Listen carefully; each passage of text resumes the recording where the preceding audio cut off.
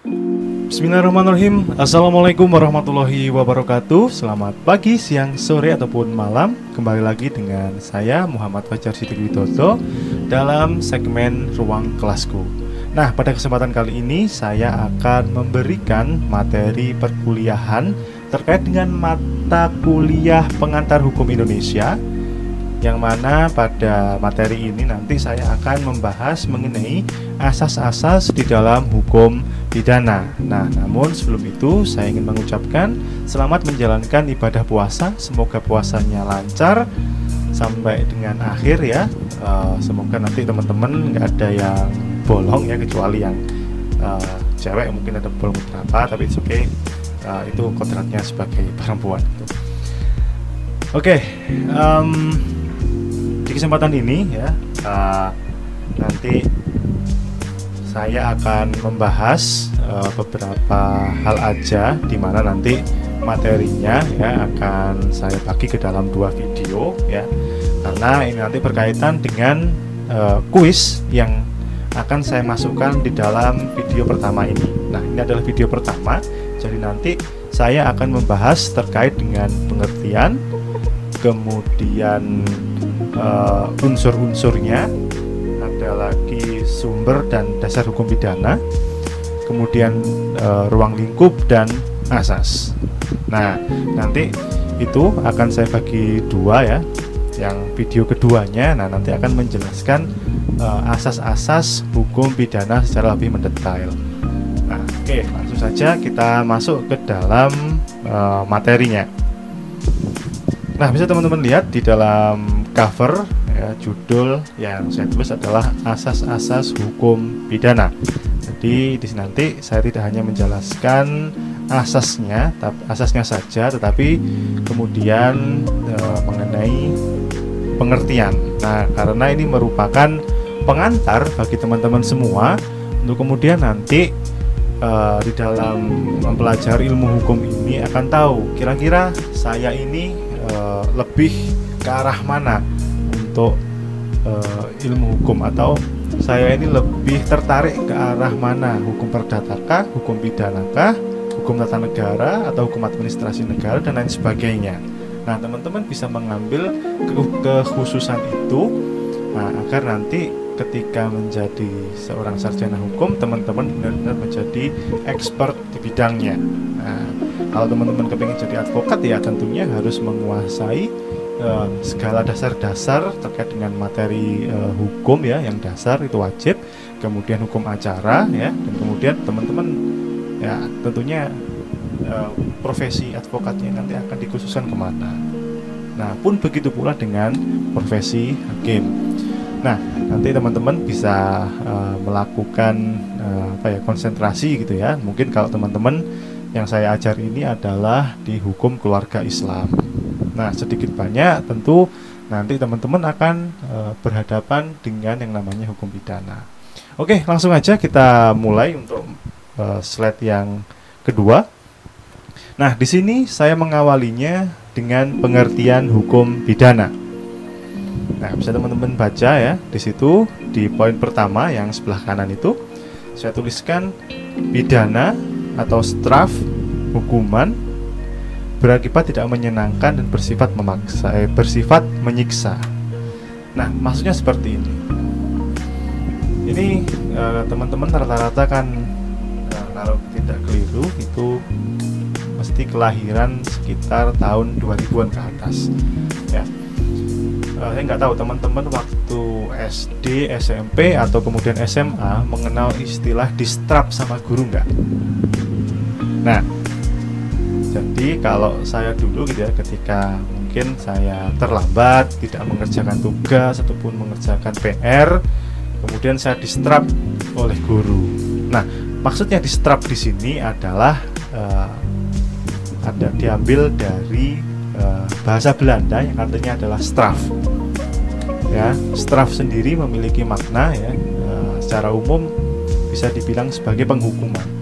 Ya, kalau misalkan teman-teman tidak mengerjakan tugas, pasti distrap oleh guru kelasnya masing-masing. Nah, itu kita diberi hukuman. Nah, hukumannya kan bisa macam-macam ya, bisa berdiri di depan kelas, kemudian mengerjakan apa namanya sanksi-sanksi yang lain dan seperti itu. Nah, namun kita berbicara kali ini kepada konteks yang lebih formal sifatnya, karena ini berkaitan nanti dengan penerapan hukum pidana yang ada di Indonesia. Nah, jadi straf itu adalah istilah Belandanya. Nah, kalau dasar apa ya nih, dasar hukumnya, nah itu dulu kalau di zaman kolonial Belanda itu disebutnya adalah Wetboek van Strafrecht, ya, Wetboek van Strafrecht. Nah, kalau diperdatakan Burgerlijk Wetboek atau BW, tapi kalau di apa namanya hukum pidana, nah itu adalah Wetboek van Strafrecht, nah, WVS istilahnya itu. Nah, tentunya hukuman itu ya berakibat tidak menyenangkan. Nah, karena tujuannya apa? Untuk memberikan hukuman kepada yang bersangkutan agar tidak melakukan perbuatan yang dilarang itu tadi. Karena sifatnya adalah menyiksa seperti itu. Oke, kemudian kita masuk ke dalam pendapat ahli ya. W.I.G. Lemaire. Norma-norma yang berisi keharusan-keharusan dan larangan-larangan yang dikaitkan dengan suatu sanksi berupa hukuman, penderitaan yang bersifat khusus. Nah, di sini Lemaire mengatakan adanya norma-norma ya, yang berisi keharusan-keharusan, atau dalam hal ini adalah kewajiban-kewajiban ya. Kemudian ada juga larangan-larangan. Nah, apa yang harus dilakukan dan apa yang harus dilarang. Nah, contohnya seperti ini. Kalau kemudian kewajiban ya, secara simpel aja contohnya, setiap pengendara kendaraan bermotor ya yang roda 2 diwajibkan menggunakan helm, diwajibkan menyalakan lampu utama pada siang hari. Nah, itu kan merupakan sebuah keharusan-keharusan atau kewajiban-kewajiban. Oke. Nah, kemudian larangannya apa? Nah, larangan misalkan dilarang membunuh, dilarang mencuri, dan lain sebagainya. Nah, kalau misalkan itu dilanggar, nah nanti akan ada sanksi-sanksi yang akan ditanggung oleh pelakunya. Kemudian pendapat yang kedua dari Pompe, semua aturan-aturan hukum yang menentukan terhadap perbuatan-perbuatan apa seharusnya dijatuhi pidana dan apakah macamnya pidana itu. Ya, agak sulit dipahami, tapi it's okay, tidak masalah. Semua aturan-aturan hukum yang menentukan terhadap perbuatan-perbuatan apa yang seharusnya dijatuhi pidana. Nah, kalau di sini ya, segala macam peraturan ya yang menyatakan misalkan membunuh itu berada di pasal berapa, kemudian penipuan diatur dalam pasal berapa. Nah, dan di situ nanti akan dijelaskan secara detail mengenai bagaimana kemudian misalkan cara mencurinya, kemudian atau mungkin cara membunuhnya, apakah itu seketika ataukah ketidaksengajaan atau mungkin sudah direncanakan sejak awal. Nah, itu. Kemudian dari CST Council, hukum yang mengatur pelanggaran-pelanggaran dan kejahatan-kejahatan terhadap kepentingan umum, perbuatan mana diancam dengan hukuman yang merupakan suatu penderitaan atau siksaan. Ya, sebenarnya pengertian-pengertian dari ahli ini ya secara umum itu hampir sama, tapi kemudian detailnya yang kemudian membedakan. Nah, hukum yang mengatur pelanggaran-pelanggaran ya, kalau di Indonesia itu diatur ya adanya pelanggaran, kemudian ada kejahatan. Nah, coba teman-teman lihat ya di dalam kitab undang-undang hukum pidana itu ada berapa macam jenisnya, di buku pertama apa, di buku kedua apa, di buku ketiga apa. Nah, itu kemudian ada pelanggaran dan kejahatan terhadap kepentingan umum. Nah, kepentingan umum ini maksudnya adalah setiap orang ya yang kemudian menjadi warga negara yang karena perbuatan seseorang itu terancam. Nah, di sini negara wajib memberikan perlindungan hukum bagi orang-orang ya yang kemudian menjadi korban, dan pelakunya tentu harus mempertanggungjawabkan perbuatannya itu. Nah, ini berbeda dengan perdata ya. Kalau perdata ya nanti saya jelaskan di setelah slide ini. Kemudian perbuatan mana diancam dengan hukuman yang merupakan suatu penderitaan atau siksaan. Nah, tentunya yang namanya hukuman itu adalah sebuah penderitaan atau siksaan ya. Kalau misalkan itu menyenangkan, itu namanya reward atau hadiah seperti itu. Oke, saya lanjutkan ke slide yang ketiga. Nah, di sini ada unsur-unsur. Itu saya membaginya menjadi 3 hal. Yang pertama adalah larangan atau kewajiban. Yang kedua adalah sanksi. Terdapat mekanisme penghukuman yang jelas. Oke, kita bahas dari yang pertama. Yang pertama itu ada larangan dan kewajiban. Nah, sorry ya, itu bukan garis miring sebenarnya. Larangan dan kewajiban. Nah, tentunya adanya larangan dan atau lah gitu ya, dan atau kewajiban itu harus diatur terlebih dahulu ya. Jangan sampai peraturan itu berlaku surut ya. Kalau di dalam hukum pidana itu ya, kalau misalkan yang berlaku surut itu kalau tidak keliru itu ada di undang-undang terorisme ya. Kalau salah saya mohon diluruskan. Kemudian tentunya peraturan itu ya, harus diatur dalam sebuah peraturan yang legal, kemudian dibuat oleh lembaga yang berwenang. Nah, siapa? DPR tentunya. DPR bersama-sama dengan Presiden. Kemudian sanksi. Nah, sanksi dibuat untuk menimbulkan efek jera. Nah, zaman dahulu kala kawan-kawan ya, ketika ada orang yang melakukan sebuah kejahatan gitu ya, itu kemudian dieksekusi di depan umum. Nah, tujuannya apa? Tujuannya adalah agar membuat ya orang-orang tidak melakukan sebuah kejahatan, misalkan membunuh ataupun mencuri dan lain sebagainya. Nah, itu dieksekusi di depan umum. Nah, namun kemudian dengan perkembangan zaman gitu ya, muncul nilai-nilai kemanusiaan yang di situ dari hak asasi manusia, kemudian bagaimana sanksi itu diterapkan dengan memperhatikan peri kemanusiaan dan lain sebagainya. Nah, itu nanti ada ilmunya tersendiri di dalam hukum pidana ya, saya hanya menyampaikan pengantarnya aja. Nah, kemudian sekiranya sanksi misalkan hukuman seumur hidup dan sanksi hukuman mati. Nah, itu tentunya masih menimbulkan pro dan kontra ya, terutama ketika itu berkaitan dengan hukuman mati. Nah, apakah kemudian ya hak untuk mematikan seseorang itu ya bisa diberikan kepada negara, kemudian yang dalam hal ini adalah hakim yang nanti akan memutuskan. Nah, itu masih menjadi perdebatan hingga saat ini, dan hukuman mati pun sampai sekarang masih ada dan diterapkan di Indonesia. Nah, lanjut ke poin yang ketiga, terdapat mekanisme penghukuman yang jelas. Nah, tentunya bagaimana cara menghukum seseorang ya di dalam hukum pidana formalnya itu harus diatur.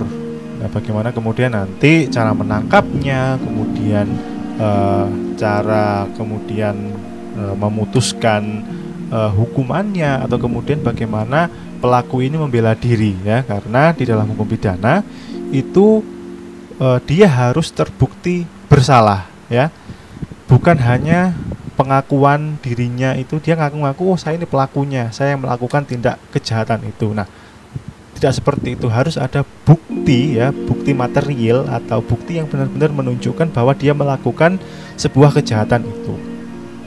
Nah, lanjut ke slide yang keempat. Nah, di sini ada sumber dan dasar hukum pidana. Nah, sumber ya di dalam video saya sebelumnya saya katakan sebagai tempat di mana hukum itu ditemukan. Nah, dalam hal ini adalah hukum pidana, maka saya membaginya menjadi dua ya, hukum formal dan hukum material. Nah, hukum formal itu berkaitan dengan bagaimana cara mempertahankan hukum materialnya, bagaimana cara seseorang itu kemudian bisa diproses secara hukum, bagaimana kemudian masyarakat, bagaimana seseorang yang bersalah itu kemudian diperlakukan secara manusiawi meskipun dia bersalah. Nah, itu bagaimana yang tadi saya bilang, bagaimana cara menangkapnya, bagaimana ia membela diri, bagaimana dia melakukan banding terhadap putusan hakim dan lain sebagainya. Nah, itu diatur dalam Kitab Undang-Undang Hukum Acara Pidana. Nah, kemudian yang material ya, yang material itu adalah faktor-faktor atau kenyataan-kenyataan yang turut menentukan isi hukum. Nah, tentunya perbuatan-perbuatan apa aja yang dilarang dan apa yang kemudian menjadi kewajiban seseorang ya, seorang warga negara itu diatur ya. Kalau dalam hal ini saya mengambil contoh Kitab Undang-Undang Hukum Pidana. Nah, lanjut ke slide yang kelima. Nah, di slide yang kelima ini ya, saya memberikan kuis. Nah, ini ada 2 soal ya, kuis yang pertama.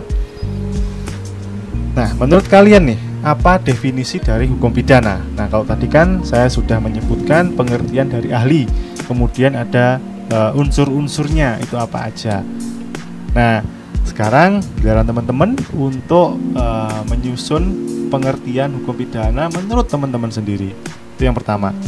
Kemudian yang kedua, sebutkan peraturan ya yang dalam hal ini adalah hukum positif ya, mulai dari undang-undang dasar, undang-undang, kemudian Perpu, PP, peraturan presiden, perda dan lain sebagainya. Di luar KUHP ya, kan tadi sudah saya sebutkan, yang menjadi sumber hukum pidana. Nah, sumber hukum pidana itu apa aja macamnya selain KUHP. Nah, itu untuk kuis yang pertama. Nanti di bawah ada kuis yang kedua. Nah, cara mengerjakannya, nah, nanti silahkan teman-teman tuliskan di kolom komentar.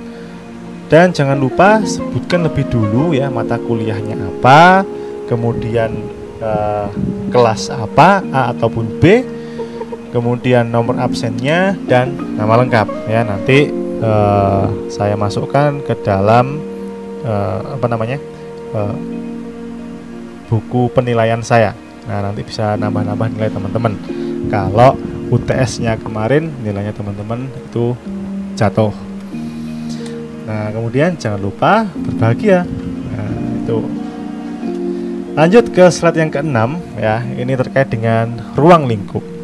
Nah, di awal tadi saya menjelaskan bahwa hukum pidana ini berbeda dengan hukum perdata. Nah, perbedaannya di mana? Nah, ini terletak pada ruang lingkupnya. Kalau hukum perdata ya itu sifatnya adalah privat antara orang dengan perorangan, atau kemudian peran negara itu tidak mendominasi ya hubungan di antara keduanya. Tetapi kemudian di dalam hukum pidana ya, hukum pidana sebagai hukum publik ya, lawan dari hukum private. Nah, itu peran negara di dalamnya sangat dominan ya, karena tugas dari hukum pidana itu adalah melindungi kepentingan umum. Nah, kemudian memberikan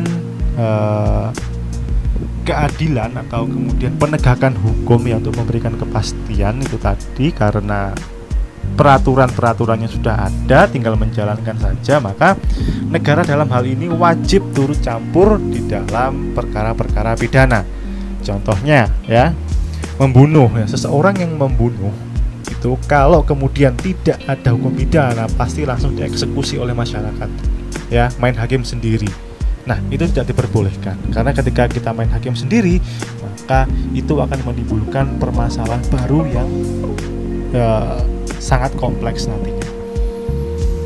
Nah, namun ketika itu sudah dipegang oleh negara, maka itu kemudian menjadi sebuah kewajiban bagi negara untuk menegakkan hukum tersebut. Nah, ini untuk melindungi kepentingan warga negaranya ya. Dari sisi korban kemudian mendapatkan perlindungan hukum, dari sisi pelakunya ya, meskipun dia bersalah dia tetap dilindungi oleh hukum ya, agar tidak ada main hakim sendiri itu tadi. Nah, untuk belajar hukum pidana ini dari Pak Adami Kazawi ya, dosen saya waktu S1 dulu. Untuk belajar hukum pidana itu beliau membaginya menjadi 8 hal. Nah, tentunya kalau dulu ya ketika saya melihat buku-bukunya beliau di tahun 90-an ya, beliau membaginya ke dalam beberapa semester, kalau nggak 2 atau 3 gitu, yang mana di dalamnya membahas hukum pidana itu secara rinci. Nah, berbeda hal dengan sekarang, hukum pidana itu hanya dipelajari hanya dalam 1 semester. Nah, tentunya itu menurut saya sangat kurang sekali, karena hukum pidana itu banyak hal yang harus dikaji. Nah, yang pertama bisa teman-teman baca sendiri ya, itu ada pengertian, pembagian, dan fungsi hukum pidana. Yang kedua, pengertian pidana, jenis-jenis pidana, dan penjatuhan dengan bersyarat, dan pelepasan pidana dengan bersyarat. Yang ketiga, istilah dan pengertian, cara merumuskan, unsur-unsur, waktu dan tempat tindak pidana, dan kemampuan bertanggung jawab. Yang keempat, teori-teori pemidanaan dan batas berlakunya hukum pidana. Nomor 5, penafsiran hukum pidana dan dasar peniadaan. Yang nomor 6, pemberatan dan peringanan pidana. Yang ketujuh, kejahatan, aduan, perbarengan, dan ajaran kausalitas. Dan yang terakhir adalah percobaan dan penyertaan. Nah, mungkin itu adalah hal-hal yang bisa teman-teman pelajari lebih lanjut gitu ya, karena nanti di semester yang akan datang itu akan ada mata kuliah hukum pidana, dan di sini tugas saya hanya mengantarkan teman-teman untuk mengenal apa sih hukum pidana itu. Kemudian masuk ke dalam asas-asas hukum pidana.